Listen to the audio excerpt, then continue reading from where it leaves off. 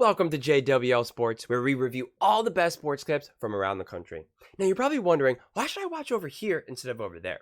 Because over there, they don't care about what you have to say. They don't read any of the comments. They talk down to us. They think we're just a bunch of clowns on YouTube and Twitter. But I think it's the opposite. I think we know exactly what we're talking about. So I read every single comment. So if you think what I'm saying is the most ridiculous thing you've ever heard, let me know in the comments below. If you think what I'm saying is the most amazing thing, then definitely please let me know. Either way, let's get into some discussions, let's get into some fights, but ultimately, let's just have some fun. And please do consider subscribing. We are building an amazing community here, and it's turning into something truly, truly special, and I would absolutely love to see you part of it. It means everything to me, and it's completely free to you. So without further ado, let's get to it. Watching a clip of First Things First, where they're kind of debating on what's going to happen between the Bills and the Chiefs. I absolutely, positively, 1000% think the Bills are going to win this game. The only thing that could stop that is the Bills' injuries, but the Bills are absolutely a better team, and I think Patrick Mahomes will be outdueled by none other than Josh Allen. He, however, has never won a game on the road because he's never played a playoff game on the road. The Super Bowl in Tampa Bay notwithstanding. Nick, is this something or nothing? Can I channel Brew for a moment? Sure. Oh, it's something. Something good. Brew would say. So, I kind of gave it away there, but let's do a little blind reveal, and you guys can guess what it is. So here's two quarterbacks and their numbers, and they're both going to be very, very good, but you can tell me which one do you think's better. The record almost identical, 36-11, 38-11. Completion percentage goes up by 3, yards goes up by 22, yards per pass goes up by a little over 10%. Touchdown interception ratio goes up a touch. Pass rating goes up 8. I think I know. What do you think it is?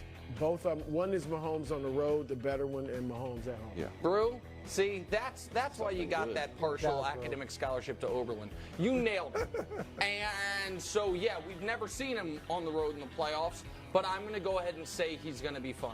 Yeah. And so now you can argue not the same Mahomes, this year as he's been years past, whatever it is. Over the course of his entire career with the best or worst Chiefs teams, mediocre Chiefs teams, he has been better on the road than at home. So, no, I'm not worried about him not playing a road playoff game before. No, I hear you, and I agree. I mean, Mahomes is Mahomes, all right? And the one, interestingly, of the 6 times they played Buffalo, 5 of them have been in Kansas City. So the one time they did play in Buffalo, Kansas City won. I'm not worried about Mahomes. I'm worried about the receivers.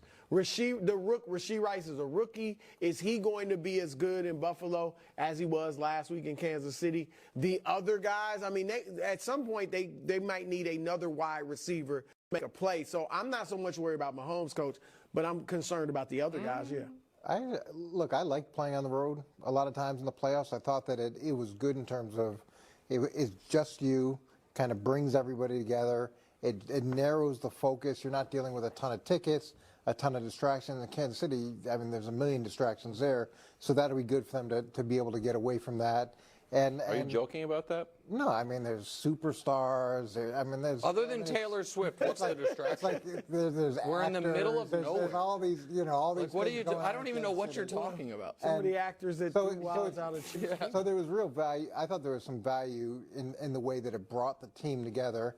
And Kansas City has the advantage of having 2 extra days rest. I think that is more significant than the fact that they're playing on the road. I mean, it really is. Buffalo already beat them at home, so it's not like. I got 2 things. And can you imagine if you had 7 extra days rest like Buffalo did before the regular season game? Like, what an advantage that would be, and I wonder if people would reference that. Well, I think it's different at this point in the season where everybody's banged up. Yeah, I agree. The Bills have a ton of injuries. Yeah, and despite that, the Bills are the favorites, man. Kansas City unfairly gets 2 extra days of rest. Unfair. Okay. I have 2 things. One, It is unfairly because the game got postponed. What do you mean? It's unbelievable. Nick Wright can't ever admit that. It is absolutely unfair, and these are all absolute reasons. These aren't excuses. These are reasons. An excuse is cheap. A reason is real. Let me say that again. An excuse is cheap. A reason is real. Okay? I'm not saying that this means that the Bills are going to lose to the Chiefs or that if the Chiefs win, it's because of all of this, but they obviously all play a role. I hate when how we try to minimize these factors in life, in sports, anywhere. If these things didn't matter, right? If these external circumstances didn't matter, if health of the players didn't matter, if rest didn't matter, if having more star players didn't matter, or Pro Bowlers, or this or that, or if home didn't matter, if being away, if the weather, if none of those things matter, then tell me, what actually matters then? Or when we watch sports then, is it just a battle of the souls? Seriously, like, is it just like, are we just watching like the literal soul of Patrick Mahomes go up against a literal soul of Josh Allen, right? Right, like nothing to do with his body, nothing to do with his health, nothing to do with the weather, nothing to do with the other players. We're just watching, angels, with halos, just going at it. I mean, like, seriously, like, if these things don't actually matter, then what matters? They're all factors in a game. Without a doubt. If they didn't matter, then we wouldn't see patterns of home versus away, of injuries versus non-injuries, of you wouldn't need to have a really great team around you, right? Because it wouldn't matter. It's just who tries really hard, right? Or who's coached the best. You wouldn't need stars. You would never need a star, right? You just wouldn't. So it obviously matters. It has to matter, okay? It has to. This isn't a video game where there's just these, it's just a bunch of algorithms and mathematical equations here. So it just doesn't make any sense. So yeah, 2 days rest is a big deal these days in the NFL, especially in the playoffs. Why do we talk about someone like an Andy Reid or even a Patrick Mahomes and any of these other teams being so good after a bye? Because they get extra rest and they get extra time to prepare. That matters. And so it's not 1 day, it's 2 days. And you see players complain about this all the time, about the Thursday night game and all of that. It absolutely matters. So that's an advantage. Another advantage is that the Bills legitimately got banged up. Okay? They had some serious injuries to the point where even Romo was, and I forget whoever Romo is next to for when he's doing commentating. He was like, the Bills won, but at a cost, and a lot of the playoffs has to do with, how healthy you are. He said that, okay, because he recognized that. That all matters. And again, it's not to say that the Bills can't overcome it, and it's not to say that if the Chiefs, win convincingly, that you could just say, oh, that was just because of the rest, and that was just because of the injuries. It's not what I'm saying, and I don't think that's what Mangini is arguing either. But it absolutely is an advantage.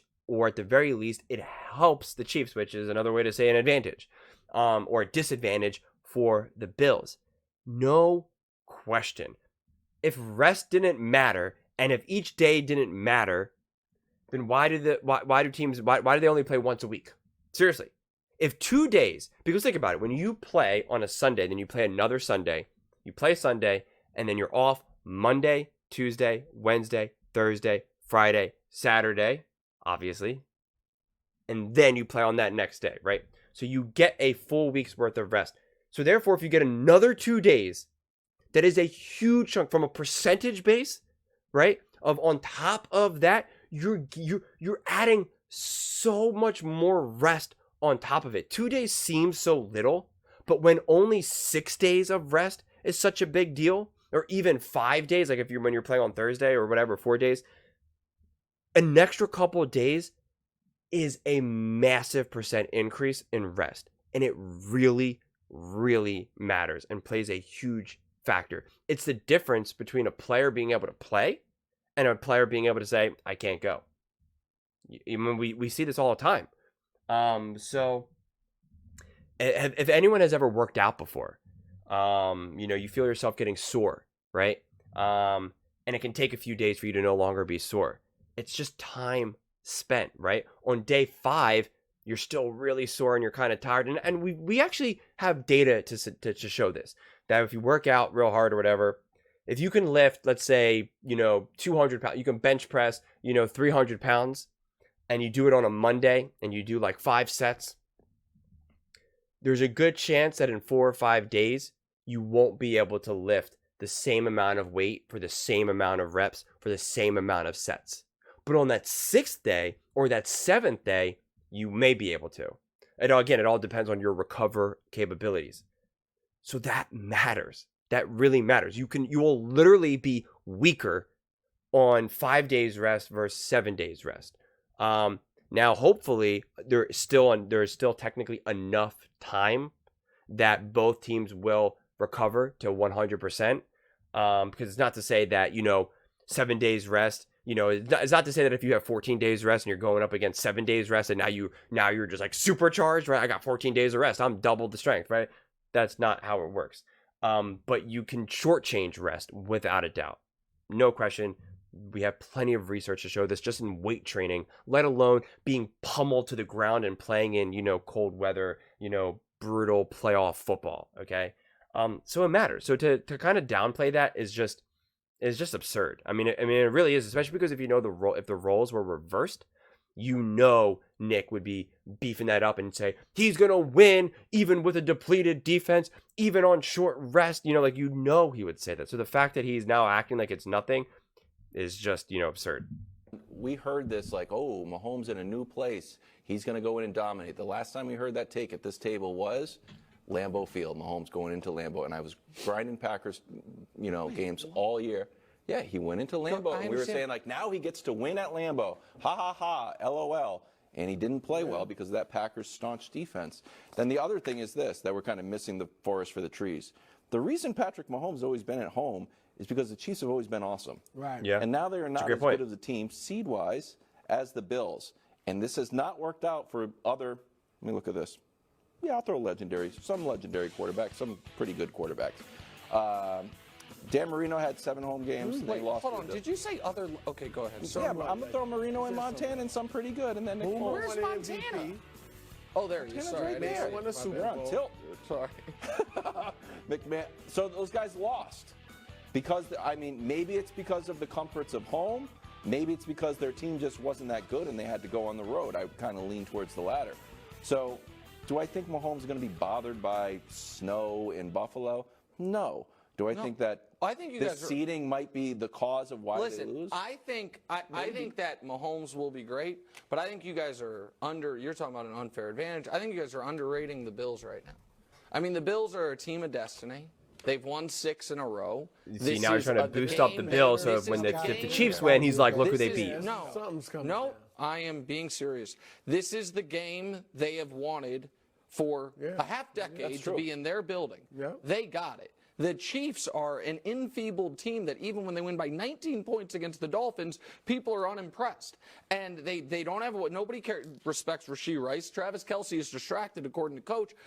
So listen, this is a game. This is a game that the Bills have to win. Yes. And I am sure. This is a must-win. Double I am must-win. sure. No, but here's the thing. It is. It's not for Kansas City. Definitely. It's It's the biggest game the Bills have played in 30 years. It is the 6th biggest game the Chiefs have played in the last 30 months. 30 years. Yeah, it's the biggest game the Bills have played in 30 years. When you're playing for the Super Bowl, it's always the biggest game. I bet you Patrick Mahomes, those guys feel like this is the biggest game. It is by definition not the biggest game they played in the calendar year of 2023. If they lose, they're going home. Well, we're in 2024 now, bud.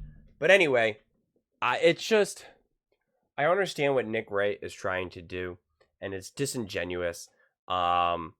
Because he doesn't want to acknowledge that, again, the Bills are legitimately beat up now. And again, I'm not saying that that's going to be an excuse for why they lose or if they win or whatnot. It's just the reality. But again, to act like, he wants to beef up the Bills now to being this absolute juggernaut, which by his own thoughts, views, and opinion, his own little, mountain that he does in the rankings and the tiers, he sees Josh Allen as an inferior quarterback, a significantly inferior quarterback, and he sees the Bills team as significantly inferior. And that was before some of their injuries that they just had against the Steelers.